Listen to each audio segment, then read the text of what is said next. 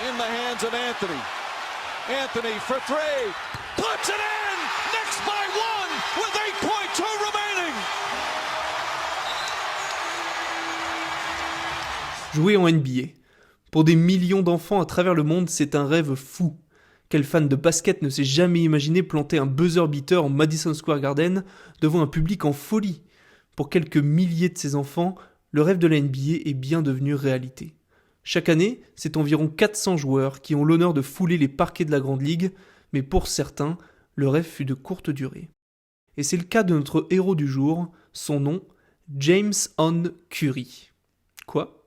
J'ai bien entendu? LeBron James? Stephen Curry? Non, je vous arrête tout de suite, cet homme n'a aucun lien familial avec Del, Steph et Seth, et il n'est pas non plus le petit frère du King. 3,9 secondes. Voici la durée exacte de la carrière NBA de Jameson Curry. Comment une carrière si courte est-elle possible? Penchons-nous maintenant sur son histoire.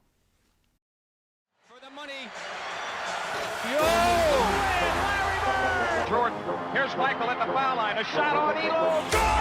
The Bulls win it! They win it! That thing. Bryant. Decide not to use it. Curry, way downtown.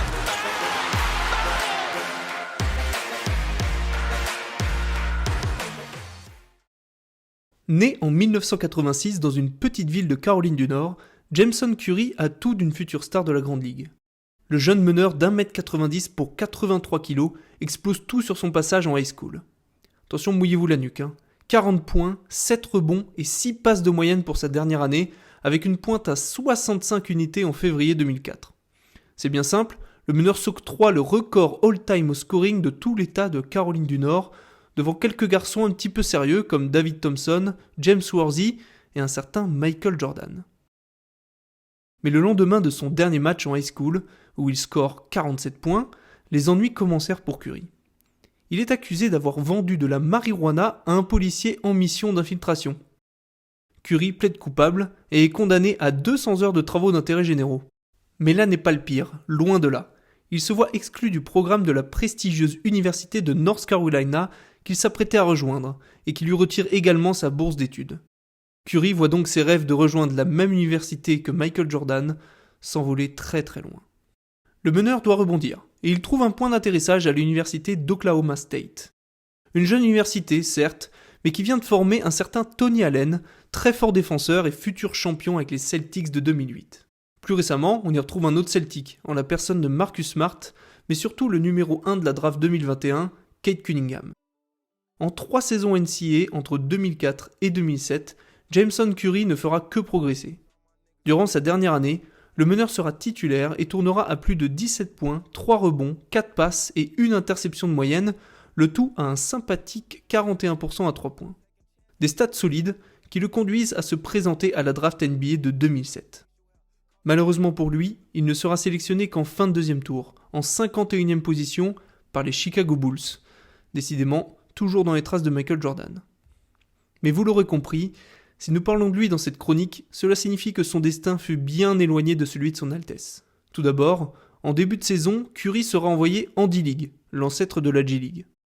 Une nouvelle fois, sur les terrains, le jeune meneur montre l'étendue de son talent, en tournant à plus de 20 points de moyenne sur ses 13 premiers matchs. Mais de nouveau, c'est l'extra sportif qui le rattrape. Tout d'abord, il se fait arrêter une nouvelle fois par la police, mais cette fois-ci en train d'uriner dans les rues de Chicago. Bon, malgré cet incident peu glorieux, les Bulls envisagent tout de même de lui faire effectuer ses débuts en NBA. Curry est appelé à voyager avec l'équipe pour le futur road trip à l'Est. Mais notre cher Jameson rata l'avion qui emmenait l'équipe à New York. Son excuse? Il s'est perdu dans les rues de la ville en allant à l'aéroport. Cette fois-ci, c'en est trop pour le management qui coupe Curry dans la foulée. Le joueur n'a pas joué un seul match sous le maillot des Bulls. À la suite de ces événements, il tente la chance dans notre beau pays, plus précisément au sein du Pau Orthez. Le directeur général du club voit l'arrivée du jeune américain d'un très bon œil et le décrit à l'époque comme, je cite, « une vraie pointure dont le talent nous a fait oublier son jeune âge ». Le résultat, 2 matchs, 4 points et 15% au tir. Bref, retour à la case départ pour notre jeune meneur qui refoule de nouveau les parquets de la D-League. Entre 2009 et 2010, Curry va bosser dur pour essayer de retrouver sa place. Et avec plus de 16 points par match, il va réussir à attirer l'attention des Los Angeles Clippers. Avec un contrat de 10 jours dans la poche, il est l'heure pour Curry de tout donner pour prouver qu'il a sa place dans la Grande Ligue. Le 25 janvier 2010, les Clippers sont en déplacement chez les futurs finalistes, les Boston Celtics. Face au quatuor Pierce, Garnett, Allen et Rondo, il est temps pour Jameson Curry de fouler les parquets de la NBA pour la première fois. 3,9 secondes à jouer à la fin du troisième quart-temps, le match est serré. C'est alors que le coach, Mike Dunleavy, se tourne vers Jameson.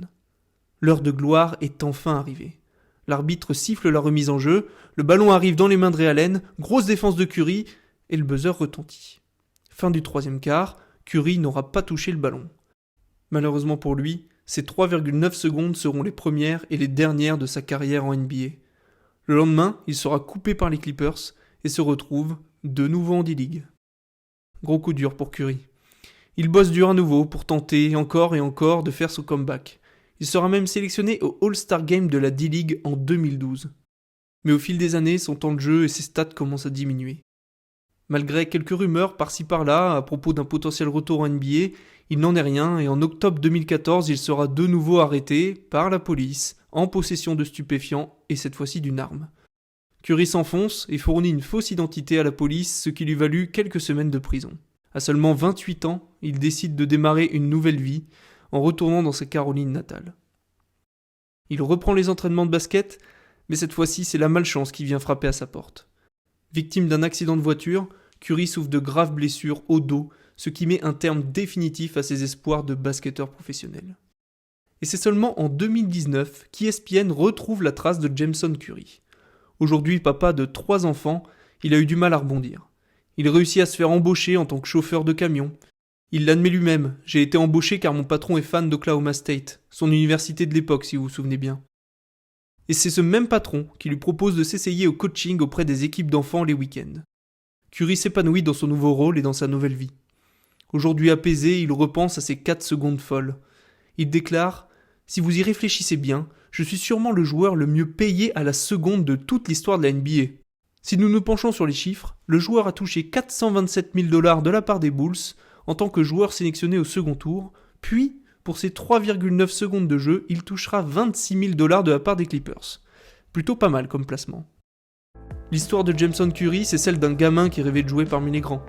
Ce rêve, il a cru l'avoir atteint, mais au final, il ne l'aura qu'effleuré. Son histoire nous prouve à quel point le talent seul ne suffit pas pour évoluer au plus haut niveau. Une vie saine hors des parquets, un bon entourage est essentiel pour réussir sa carrière, et malheureusement Jameson Curry fait partie de ce grand club de joueurs qui se sont sabotés eux-mêmes. Nous pouvons tout de même être heureux de le voir aujourd'hui apaisé et prendre cette histoire avec philosophie. Et puis entre nous, je pense que nous serions nombreux à avoir voulu vivre ces quelques secondes à sa place.